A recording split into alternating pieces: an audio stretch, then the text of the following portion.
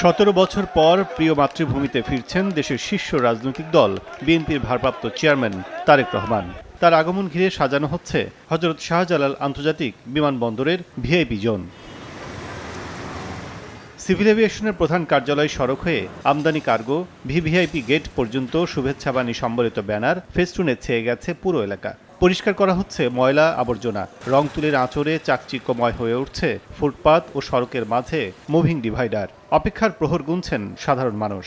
দীর্ঘ 17 বছর আওয়ামী লীগ সরকার যেভাবে দুঃশাসন কায়েম করেছে বাংলাদেশে, তারেক রহমান আসাতে এখন আমরা যারা রাজনীতি পছন্দ করি বা রাজনীতিকে আমরা ধারণ পোষণ করি, তারা মনে করি যে রাজনীতি নতুন একটা সুবাতাস বইবে বাংলাদেশে। তারেক রহমান নতুন রাজনৈতিক দিগন্ত উন্মোচন করবেন। আমাদের নেতা আসতেছে, বাংলাদেশ ভালো থাকবে, সুন্দর থাকবে, কোনো জয়জামালা থাকবে না, এটা তার উপরে আমরা আশা করি।